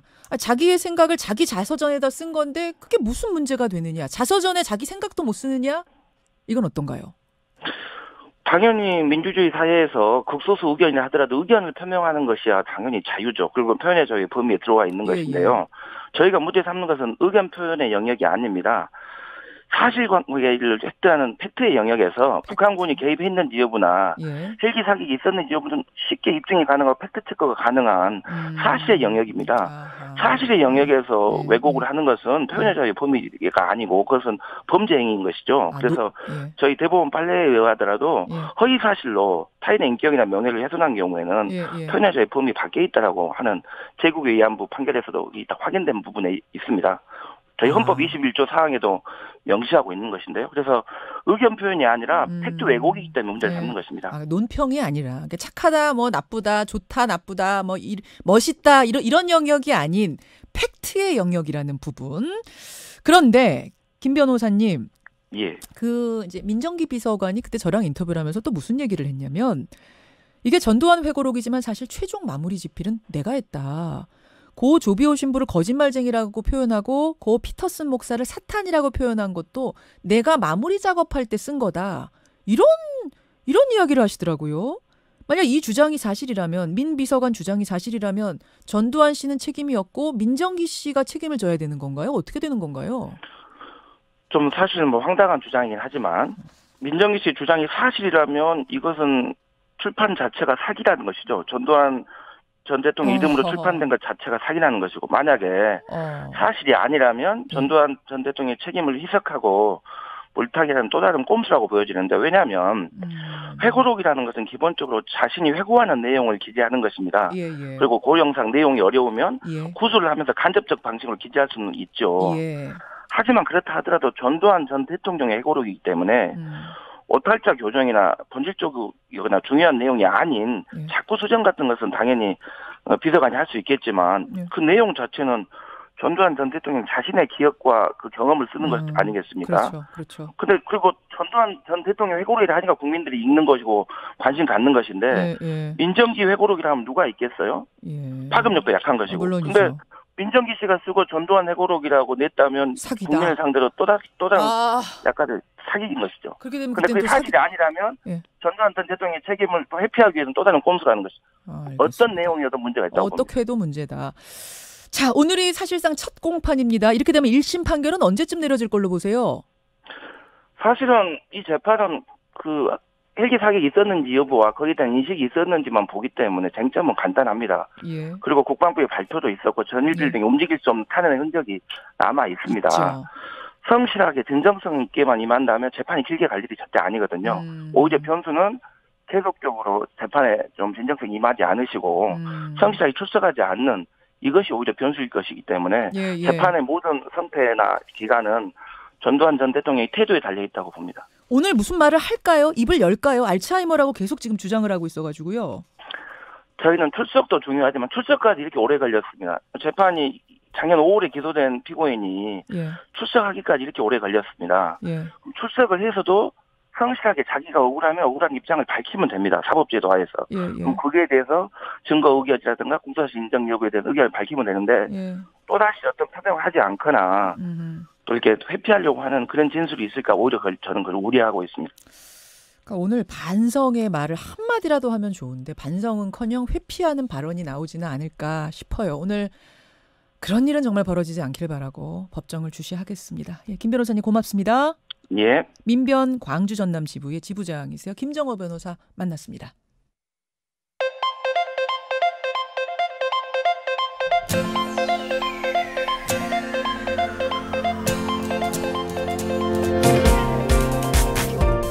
여러분은 지금 CBS 라디오 김현정의 뉴스쇼를 함께하고 계십니다.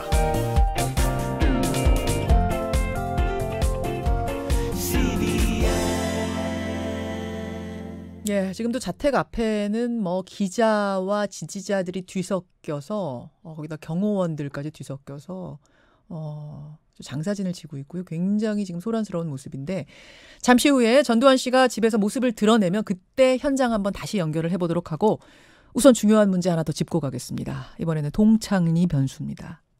북한이 지난해 이미 폭발한 동창리 미사일 발사장을 다시 복구하는 걸로 보인다. 이 소식을 처음 전한 게 지난주죠. 근데 주말 사이에 그 사실들이 더 구체화하고 있습니다. 이러다가 정말 미사일을 쏴버리기라도 하면 북미 관계는 또 수렁에 빠질 수 있는데요. 물론 반대로 북한이 지금 미국에다가 빨리 재협상하자는 메시지를 보내고 있는 걸 수도 있습니다. 자, 그렇다면 이분은 어떻게 보고 계실까요? 전 국가전략안보연구원 수석연구위원이시죠. 조성열 박사 연결이 돼 있습니다. 조성열 박사님 안녕하세요. 예, 안녕하세요. 예, 그 평양 인근에 있는 산음동 미사일 연구단지 거기서 뭐 미사일, 로켓 이런 거를 운반하는 것으로 추정되는 정황이 발견됐고 거기다가 동창리 미사일 발사장은 복구가 완료됐다 이런 뉴스도 나오고 박사님은 어떻게 지금 파악하고 계십니까? 예, 그 산음동 미사일 연구단지는 뭐 익히 알려진 곳이고요. 그 주로 이제 그 은하 로켓이나 아니면 이제 지난번 재작년이죠 벌써 그 화성 이제 15형 ICBM급 장거리 로켓을 제조하는 곳입니다.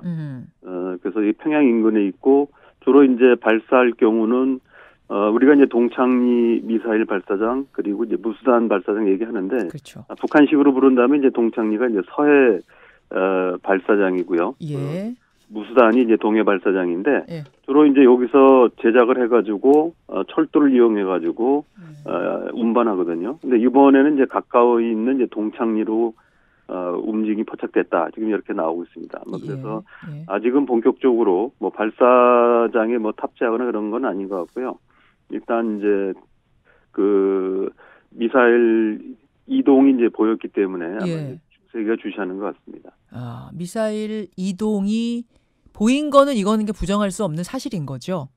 예, 그러니까 주로 이제 완전히 미사일이 보이는 건 아니고 그 산음동 연구단지에서 이제 철도를 이용해서 포장을 해가지고 이동하는데 이제 이게 이제 그 미사일 연구단지에서 발사장으로 가면은 포장이 되어 있기 때문에 실물이 보이는 건 아니지만 그 이제 움직임은 포착될 수 있는 거죠. 예. 근데 산음동이나 동창리에서 뭔가를 하면, 그러니까 뭐 차로 뭔가를 움직이고 뭔가 뭐 분주하게 트럭이 왔다 갔다 하고 이러면 이거를 인공위성으로 미국이 전 세계가 다 들여다보고 있다는 걸 북한도 알잖아요. 알고 있습니다. 그러니까 보라고 하는 거죠. 보라고 하는 거죠.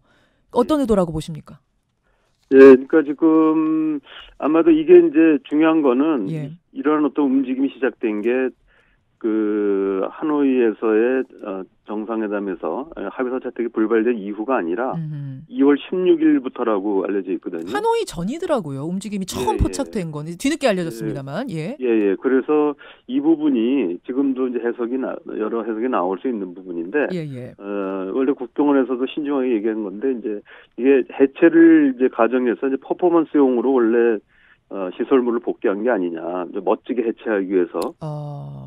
이제 과거에 이제 2007년도에 냉각탑 폭파 같은 경우도 원래는 이제 당시에도 불능화 대상이 아니었거든요. 그러니까 폭발을 해야 되는 게 아니었는데 이게 이제 행정 관료들 간이 협의 가지고는 안 되고 미 의회나 언론에 보여준다 그래가지고 일부러 이제 냉각탑이 이제 큰 중요한 게 아니라 그래서 이제 폭발해가지고 그 장면을 보였거든요. 이 부분도 이제 그 동창리 미사일 해체 그러면 기술자에 들어가서 하는 건 보이지가 않기 때문에 안 보이니까. 어느 이제 가공물 같은 걸 만들어서 그걸 거기서 이제 부수는 작업을 하는 게 아닌가 이런 이제 해석이 하나가 있었고요. 퍼포먼스를 멋있게 하려고 일부러 조금 더 보이게 잘 짓는 그 모습이 포착된 걸 수 있다. 근데 그 해석이 하나가 있었고 또 하나는 실제로 이제 그 재건 북미 정상회담 이전에 한 것이기 때문에 아마도 미국을 압박하기 위해서 일단 그 미리 시작을 했는데 합의서 채택이 불발되자 공사를 계속하는 이 두 가지가 다 있습니다. 근데 지금 해체 퍼포먼스였으면 이제 합의서가 불발됐기 때문에 멈춰야죠. 안 해야 되는데 계속하고 있는 거 봤을 때 후자가 아니냐. 그러니까 양쪽을 이제 두 개의 의도를 가지고 있다가 결과적으로는 합의서 채택이 불발되니까 하나를 버린 거다. 이제는 이제 압박용으로 계속 이제 지금 카드를 쓰는 게 아닌가 지금 현재 그렇게 이제 해석이 되고 있는 거죠. 압박용으로 빨리 재협상하자. 우리가 원하는 단계식으로 가자라는 압박용 메시지로 끝났으면 좋겠는데 만약 진짜 거기서 미사일 실험을 한 발이라도 해버리게 되면 이거 상황이 정말 어려워지는 거 아니에요, 조 박사님? 지금 만약에 하게 되면은 이거는 실제로 유엔 안보리 결의 위반이기도 하고 이거는 이제 유엔 안보리 결의는 우주 로켓은 관계없고 뭐 예를 들면 미사일은 안 된다가 아니라 모든 발사체는 다 안 되게 돼 있거든요. 물론 북한은 이걸 미사일이라고 하지 않습니다, 여러분. 로켓이고 로켓 위성 실험이라고 합니다만 뭐 유엔 안보리에선 다 금지하고 있는 건 마찬가지니까요. 지금 특히 이제 그 서해 발사장, 동창리 미사일 발사장 같은 경우는 원래 한 50m 그 발사대가 50m였다가 2015년 말에 65m로 크게 늘렸습니다. 그래서 이거는 군사용으로 보기보다는 이제 북한이 주장하는 그대로 한다면 정지 궤도 위성을 쏘아 올리는 우주 발사장 이 형태를 취하고 있는 건 사실입니다. 그러나 이제 어떤 경우가 됐든 간에 지금 미국은 이거를 이제 그대로 용납하지는 않을 것 같고요. 그렇죠. 그래서 이제 이 부분이 이루어지면은 사실은 지금 두 차례 정상회담 했습니다만은 상당히 급격히 상황이 나빠질 것이다 이렇게 전망해 볼 수는 있습니다. 조 박사님의 뭐 이건 예측입니다. 요즘은 사실 전문가들이 예측하셔도 다 맞진 않아요. 이 북미 관계. 그 조심스럽긴 합니다만 조 박사님 보실 땐 어떻게 보세요? 어떻게 될 거라고 보세요? 제가 볼 때는 실제로는 쏘지 않을 거라고 봅니다. 만약에 쏘게 되면은 상황이 악화될 것은 뭐 너무나 분명하고요. 너무 불보듯 뻔하죠. 지금 아마 북한은 지금 내부적으로는 총화 작업이라고 그러죠. 그러니까 이번에 2차 북미 정상회담이 어디서 잘못됐는지 혹시 뭐 내부 소통이 잘못될 수도 있고 뭐 미국한테 속았는지 아니면 여러 가지 이제 자기네 준비 부족인지 이런 부분들을 점검할 거라고 보고 앞으로 어떻게 할 것인가 이 부분이 이제 지금 하고 있을 거라고 보거든요. 아마 이런 상황에서 그냥 방치할 수 없기 때문에 일단 미국과 합의된 부분은 아마 지킬 거라고 보는데 지금 이 부분은 합의된 부분은 아니거든요. 아니죠. 예를 들면은 우라늄 농축을 계속하거나 플루토늄을 만들거나 이 부분은 안 한다고 한 적이 없기 때문에 이 부분은 위반은 아니죠. 그러니까 위반은 아니면서도 미국을 좀 압박하는 거기까지 할 거다. 거기까지 있고 그래서 내부적으로 준비가 되면은 아마 북한과 미국이 움직임이 다시 나타나지 않을까 봅니다. 지금 물밑 접촉 같은 게 조금이라도 있을까요? 북미 간에 아니면 그냥 하노이 협상 결렬 이후로 끝입니까? 일단 중단입니까? 아마 지금은 어려울 거라고 봅니다. 지금 무엇보다도 미국은 국내 사정도 있고 트럼프 대통령이 지금 내건 기준이 있습니다. 이 기준을 지금 쉽게 낮추기 어렵고요. 북한의 경우는 어쨌든 상당히 김정은 위원장이 나서서까지 했는데 지금 합의서 채택이 안 되는 바람에 상당히 충격에 빠진 것 같고요. 그래서 우선 내부 점검을 하고 그러면 이후에 어떻게 할 것인가 이 부분을 세우느라고 아마 실질적인 대화는 없을 거고 아마 뉴욕 채널은 살아 있으니까 뭐 연락 정도는 할 수 있겠죠. 그러나 그 의미 있는 거라고 보지는 않습니다. 알겠습니다. 조성열 박사님 평가대로 여기까지 압박을 위해서 여기까지 더 나가진 않을 거다. 더 나가면 모든 게 물거품이란 걸 김정은 위원장도 잘 알고 있다. 이게 맞는 추측이었으면 좋겠습니다. 여기까지 말씀 듣겠습니다. 고맙습니다. 감사합니다. 국가안보전략연구원 수석연구위원 출신이시죠. 조성열 박사였습니다.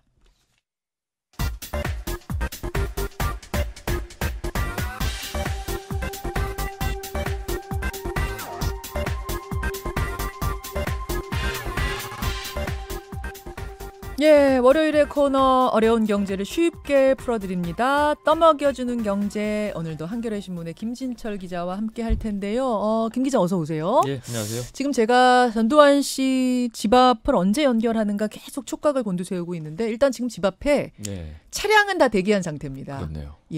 언제 나올까요? 그 차 안에 그러니까 전두환 씨 그리고 변호사 이순자 씨 이렇게 세 명이 한 차에 타고 그다음에 경찰서 서대문 경찰서에서 두 팀이 나왔어요. 11명이 두 차에 나눠가지고 같이 따라갑니다. 총 3대가 움직이는 거죠. 그렇죠. 저희가 모습을 드러내는 즉시 현장을 연결하도록 하겠습니다. 한 중간이라도 일단은 코너를 좀 진행해보죠. 뭐 너무 큰 뉴스가 있다 보니까 별 뉴스 같지도 않네요. 아니에요. 그러면 안 돼요. 우리. 경제 얘기 중요합니다. 경제 뉴스가 이렇게 꼭 밀려요. 자주. 오늘 경제 얘기는 뭐 저가항공사 얘기를 갖고 오셨어요.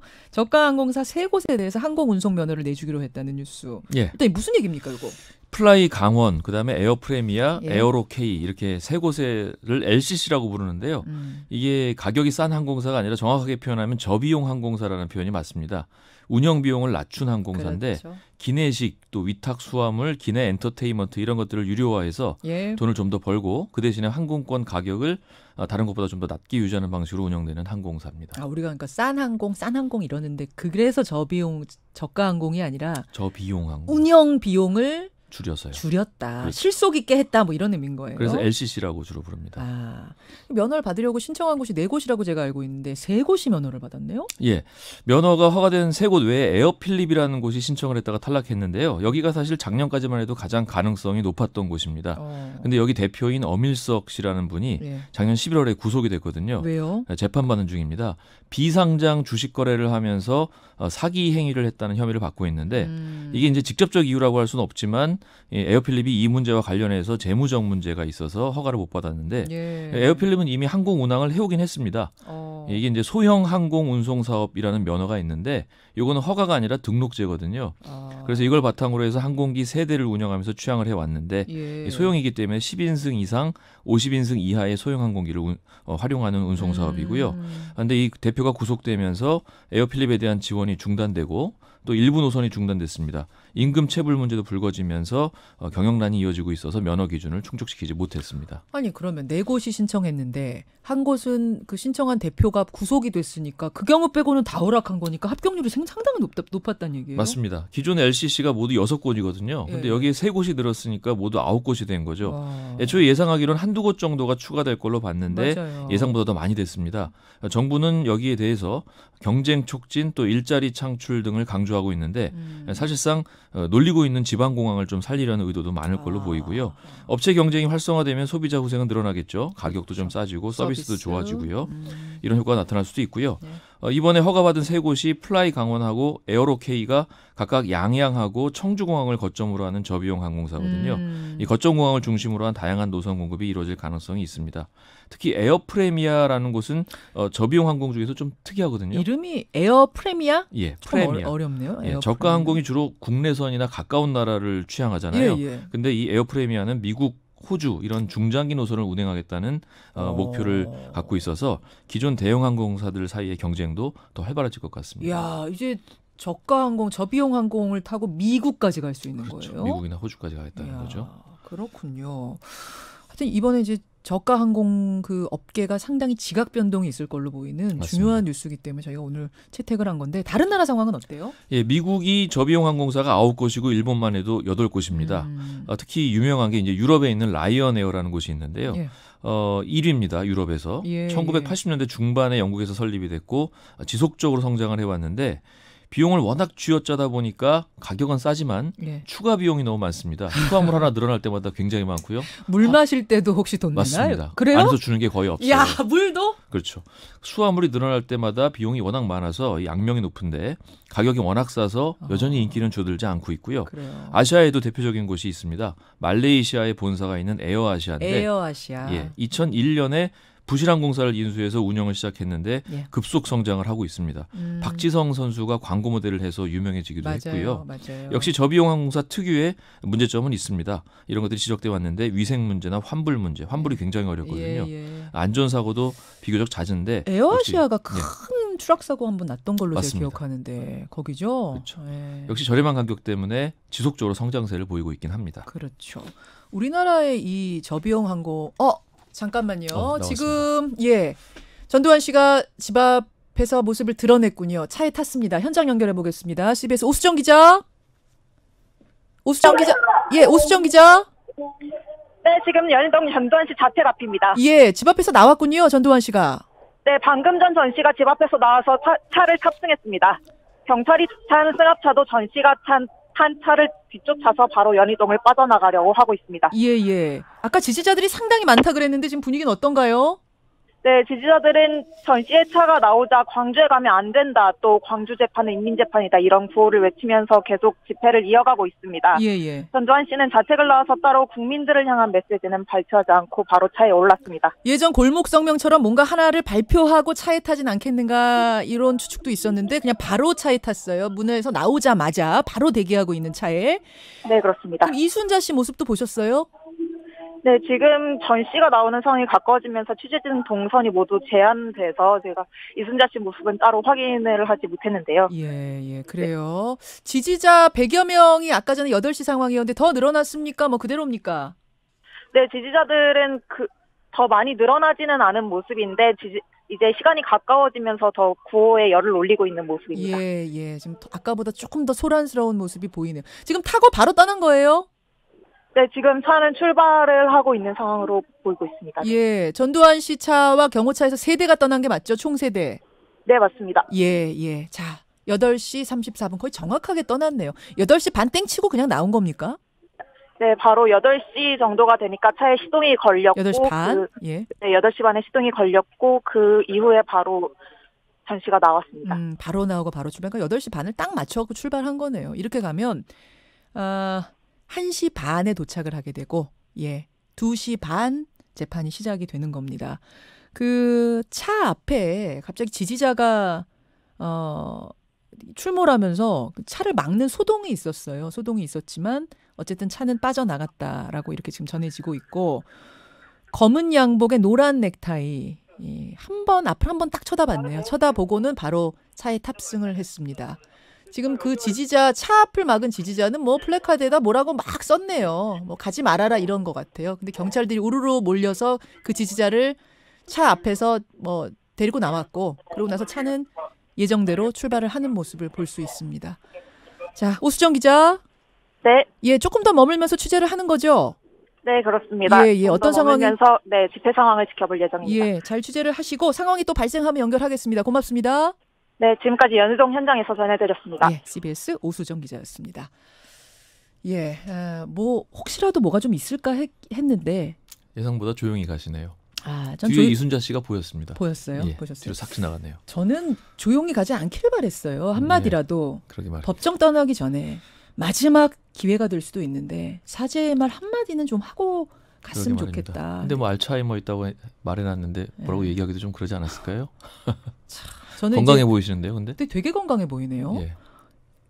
광주 도착해가지고 거기서 한마디 좀 했으면 좋겠네요. 그래 말입니다. 예, 사죄의 말이 정말 단 한마디라도 좀 나오기를 바라면서 떠먹여주는 경제를 하다가 잠깐 연희동을 연결했는데 우리 어디까지 얘기했죠? 네, 우리나라 저비용 항공에 대해서 말씀을 좀 드렸죠. 맞아요.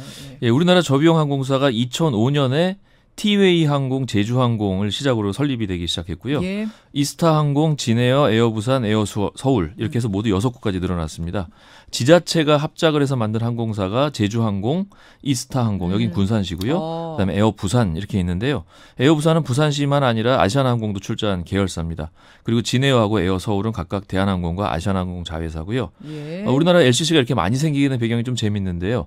제주도 때문이라고 그럽니다. 거기는 배 아니면 비행기밖에 못 그렇죠. 가니까. 서울과 제주 노선이 전 세계에서 연간 이용객이 가장 많은 항로라고 하는데요.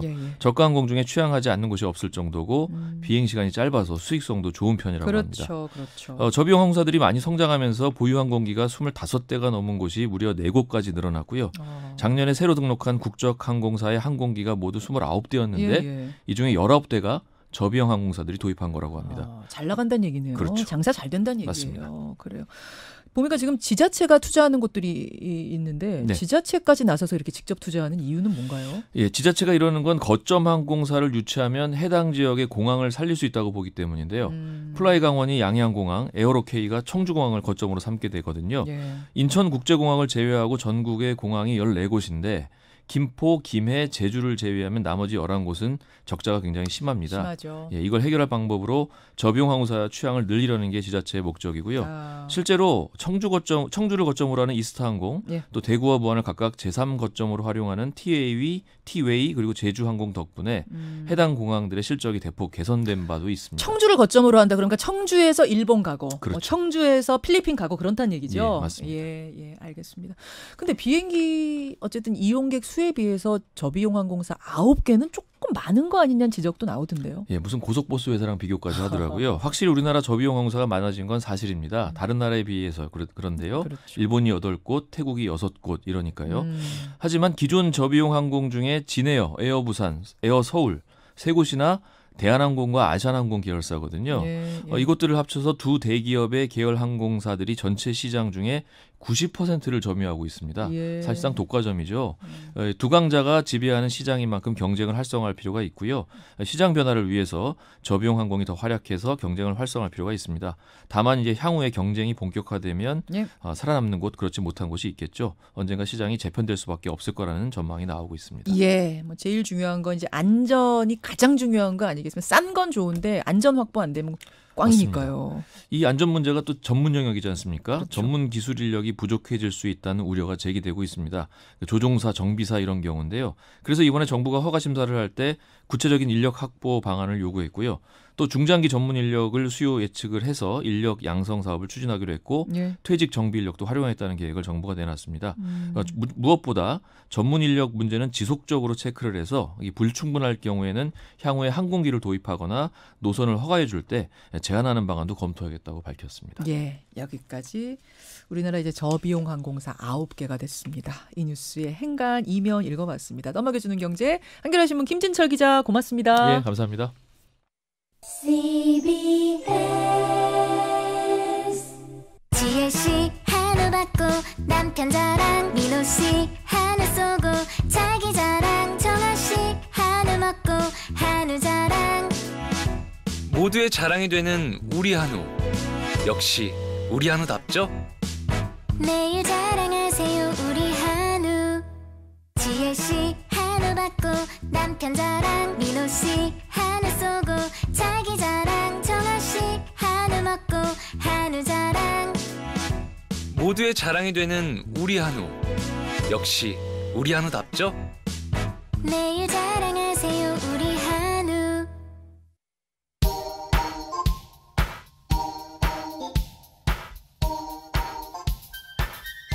김현정의 뉴스쇼 CBS 라디오와 함께하고 계십니다. 저는 퇴근길 시사자키 정관용입니다. 오이갱기님 100명이요. 지지자가 아직 존재한다는 게 신기합니다. 그러셨고 태극기 모독 좀 그만했으면 좋겠습니다. 5017님 이분은 아마 그 지금 연희동에 태극기를 들고 광주 가지 말아라 뭐 이런 걸 외치는 그분들을 향해서 하신 말씀 같아요.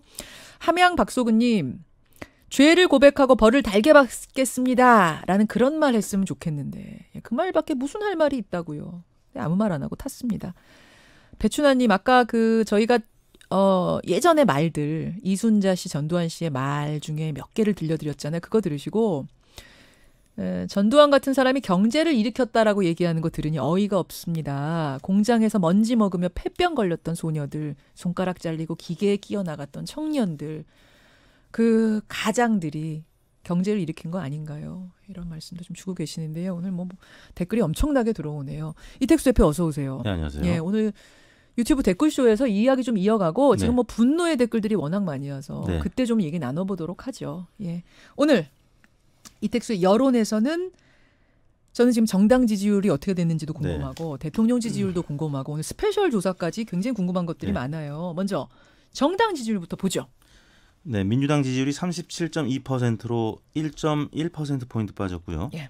한국당이 30.4%로 1.6%포인트 오르면서 예. 3주 연속 상승했고 2016년 국정농단 사태 이후에 최고치를 기록했습니다. 아, 결국 30% 벽을 넘었군요. 네. 리얼미터 기준으로 2년 5개월만. 그렇습니다. 30%를 마지막으로 기록했던 게 2016년 10월 둘째 주였는데요. 예. 2년 5개월 만에 30%대를 회복했습니다.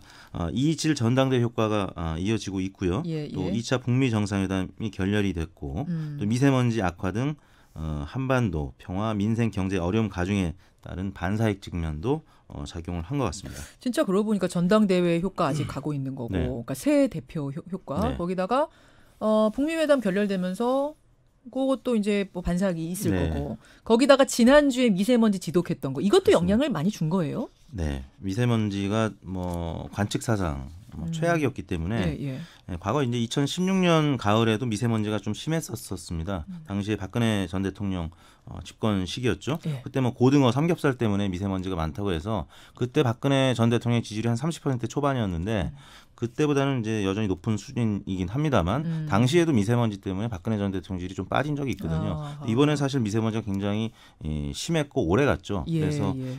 지지율이 빠지는 데 영향을 미친 것 같습니다. 하긴 뭐 이번에 역대 최대 연속 뭐 며칠이었어요? 6일이었습니까? 계속 경보가 나왔을 정도니까 미세먼지 저감 조치가 발령이 됐을 정도니까 이것도 영향을 크게 줬다. 그렇습니다. 그러면은 이게 뭐 한국당이 잘했다기보다는 지금 정부와 여당이 못해서 반사이익을 봤다 쪽에 더 비중이 실리는 것 같은데. 아까 말씀드린 긍정적인 요인으로는 컨벤션 효과가 여전히 이어지고 있다. 그리고 이제 아까 행간에서도 이제 언급이 됐습니다만 모호한 태도를 취하는 황교안 대표를 본다라고 하면은 태극기 부대로 일컬어지는 대한애국당이라든지 아니면 친박 세력들 혹은 이제 또 반대쪽에는 바른미래당 쪽에서 다 통합 연대의 대상으로 보고 있기 때문에 그 지지층들이 여전히 모여 있다라는 것이죠. 그런 차원에서는 긍정적인 요인으로 볼 수가 있는데 부정적인 요인에 의한 반사익 측면도 분명히 있었다 이렇게 봐야 될 것 같습니다. 이렇게 되면 지금 민주당하고 차이가 얼마나 나는 거예요? 지금 민주당과의 지지율이 최소 격차로 줄어들었는데요. 6.8% 나는 포인트 나는데요. 6.8% 포인트. 최근 들어서 가장 적게 근접한 것이고 정당 지지도 조사에서 샤이 보수가 분명히 있습니다. 지난 지방선거 때도 리얼미터 기준하면 한국당 지지율이 한 5%포인트 감춰져 있었고요.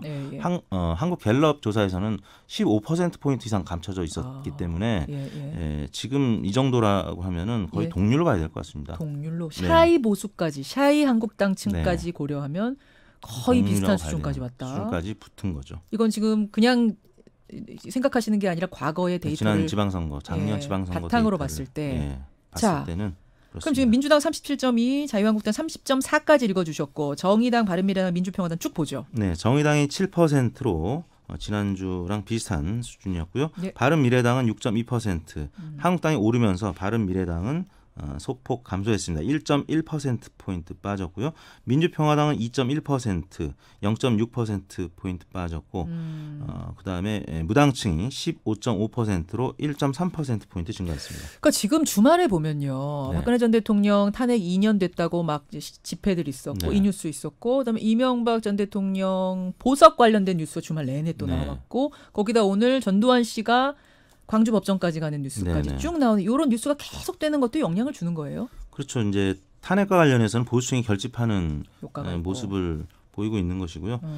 뭐 여러 요인들이 문재인 대통령이나 민주당 입장에서는 유리한 요인들이 그다지 많지 않았던 한 주간이었습니다. 그렇군요. 보통 정당 지지율하고 대통령 지지율이 연동해서 움직이는데 그러면 대통령 지지율은 어떻게 나왔습니까? 대통령 지지율은 조금 더 빠졌습니다. 3.1%포인트 하락한 46.3%였고요. 부정평가는 2.4%포인트 증가한 46.8%. 데드크로스입니까? 네, 오차 범위 내긴 합니다만 부정평가가 0.5%포인트 많습니다. 말씀하신 대로 9주 만에 다시 부정평가가 긍정평가를 앞서는 데드크로스가 나타났습니다. 역시 뭐 민주당 하락한 것과 같은 이유겠죠. 분석해보자면. 그렇죠. 다만 이제 낙폭이 조금 더 컸던 이유는 한유총 계약 연기 사태가 민주당에는 그 하락의 저항선 효과를 확실히 나타냈는데 대통령 지지율에는 뭐 이조차도 부정적인 요인으로 작용을 한 것 같고요. 그러다 보니까 민주당 지지율 낙폭은 1.1%포인트였던 반면에 대통령 지지율은 3.1%포인트 빠졌는데 북한의 그 미사일 발사장 복구 정황에 따른 북미 관계 악화 소식도 있었고 또 그 전에 북미 정상회담 결렬 소식이 지난주 조사에는 반영이 안 됐었습니다. 왜냐하면 지난주 3.1절 저희가 조사를 안 했기 때문에 그래서 2주 치가 이제 반영이 된 것이라고 봐야 될 것 같습니다. 그래서 이번 주에 좀 더 그것이 크게 반영이 된 거네요. 그러니까 북미 정상회담 결렬 거기다가 지금 북한의 미사일 발사장 복구 소식이 또 지난주부터 주말까지 계속 나왔죠. 지난주 내내 미세먼지 안 좋았죠. 악재가 막 겹쳤네요. 그러면서 9주 만에 데드크로스. 뭐 청와대하고 민주당 입장에서 미세먼지가 정말 원망스러울 것 같은데요. 그렇죠. 저희가 이번 주간 집계는 3월 4일 월요일부터 8일 금요일까지 닷새 동안 전국 19세 이상 유권자 37,425명에게 통화를 시도해서 최종 2,518명이 응답을 완료했습니다. 6.7% 응답률, 무선 전화 면접 및 유무선 자동응답 혼용 방식이었고요. 표본 오차는 95% 신뢰 수준에서 플러스 마이너스 2%포인트였고 자세한 내용은 중앙선거 여론조사 심의위원회 홈페이지를 참고하시면 되겠습니다. 스페셜 여론조사로 가보겠습니다. 이번 주 스페셜 여론조사는 뭐냐면요. 정말 많은 국민들에게 영향을 줄 수 있는 문제죠. 신용카드 소득공제 연장 여부. 여러분 뭐 연말정산을 해보신 분들은 아시겠지만 신용카드 쓰면은 그 일정액에 대해서 소득공제 혜택을 주지 않았습니까? 이게 적지가 않습니다. 연봉 5천만 원 직장인 기준으로 한 50만 원 공제 혜택을 보는 거거든요. 이게 굉장히 컸어요. 근데 이게 1999년에 시작을 해서 지금까지 계속 연장해서 지금까지 온 거죠. 근데 올해 없어지는 거예요. 그대로 둔다면 일몰제니까. 네, 그렇습니다.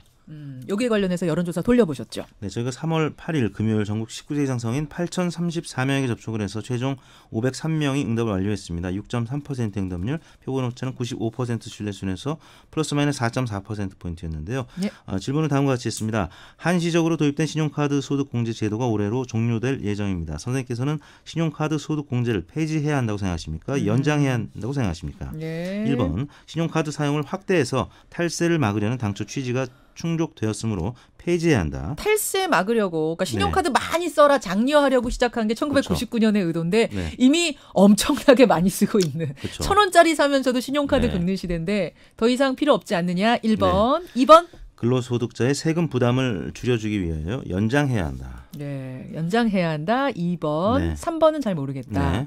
결과는 뭐 저는 연장 쪽에 나왔을 것 같긴 한데 수치가 어느 정도인가가 궁금하네요. 연장해야 한다는 의견이 65.9%, 3명 중에 2명꼴로 나타났고요. 폐지해야 한다는 의견은 20.3%, 잘 모르겠다는 의견이 13.8%로 나타났습니다. 65.9%가 더 연장하자. 이 얘기. 사실상 이게 세제 혜택하고 비슷한 거니까 이제 줄이면 상당히 타격이 될 거라는 말씀이시고 20.3%는 원래 목적 달성했으니까 원칙대로 폐지하자 이렇게. 좀 분석해 보셨어요? 네, 주로 카드를 많이 쓰는 사무직 종사자들이 73.8%가 연장하자는 의견을 보여서 높은 편이었고요. 또 앞으로 카드를 많이 쓸 세대죠. 학생층 83.7%가 연장해야 알겠습니다. 한다. 어떻게 조사하셨습니까? 네, 아까 조사 의견을 말씀드렸습니다. 그러세요. 여기까지 오늘 여론 살펴보고요. 뭐 댓글이 지금 엄청나게 달리는데 이 댓글들 가지고 같이 우리 댓글쇼로 가죠. 알겠습니다. 이택스 대표 고맙습니다. 네, 감사합니다. 너희가 신협 어부바구나. 힘든 사람 어부바, 어려울 때 어부바,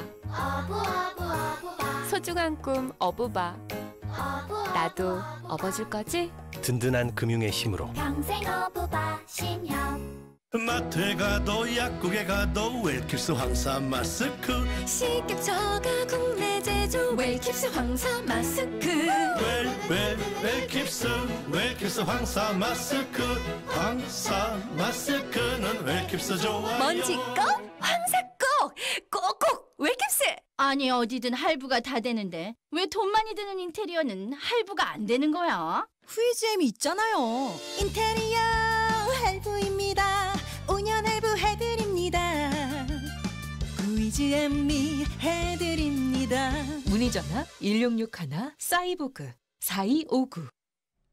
전두환 씨를 태운 차량은 지금 도로를 달리고 있습니다. 이대로라면 1시 반 정도에 광주에 도착할 것으로 보입니다. 여러분들 많은 문자들 보내주고 계시네요. 오늘 함께해 주신 여러분 감사드리고요. 유튜브는 댓글쇼 조금 더 이어가고요. 라디오는 내일 7시 반에 다시 뵙죠. 고맙습니다.